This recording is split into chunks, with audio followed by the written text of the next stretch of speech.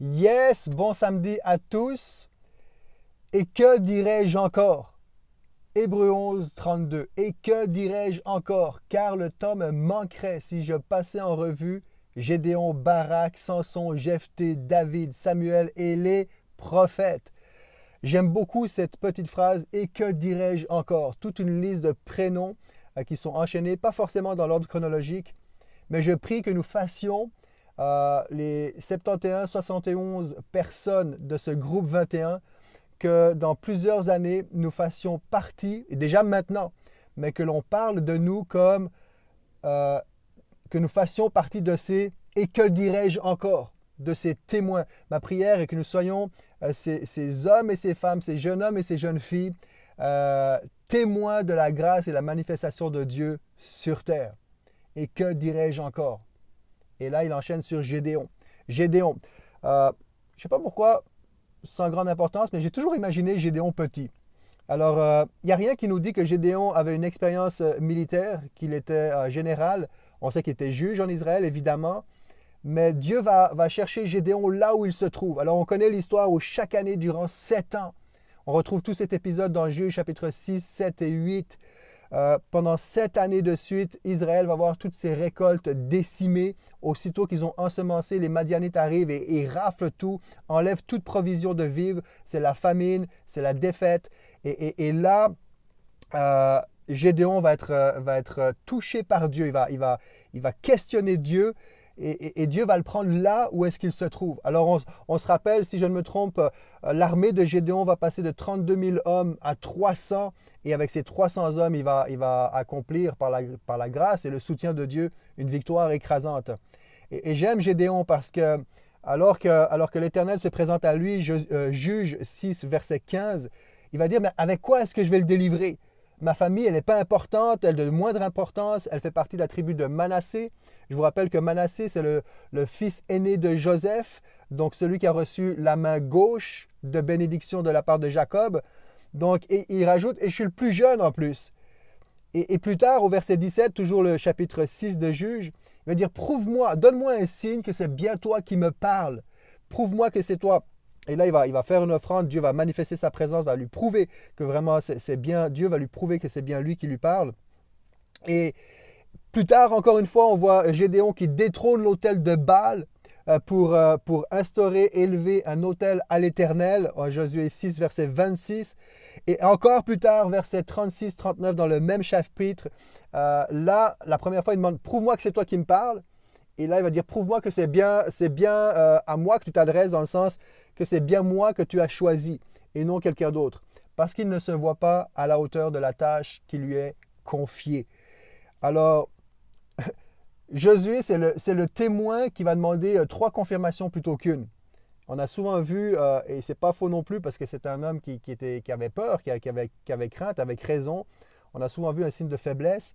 Mais je crois que Dieu préfère que l'on demande 3 fois plutôt qu'une confirmation de sa part. Est-ce que c'est bien toi? Est-ce que je suis bien la personne que tu as choisie? Je crois que Dieu prend plaisir à ça. Gédéon, c'est l'homme qui ne marche pas par présomption. Il veut des confirmations. Il veut des confirmations. Il veut savoir si c'est vraiment Dieu qui l'envoie. Donc, ensuite, on connaît toute la suite de l'épisode et ça a été une victoire aussi spectaculaire que celle de Jéricho et même plus rapide avec des trompettes, donc des cors, des trompettes, des cruches, des torches et 300 hommes. Quelle victoire extraordinaire. Et ça, encore une fois, on retrouve la stratégie de Dieu qui n'a rien à voir avec les plans humains. Gédéon, c'est l'homme, c'est le témoin qui, sans aucun attirail militaire, a mis en défaite, en fuite une armée, une multitude d'ennemis.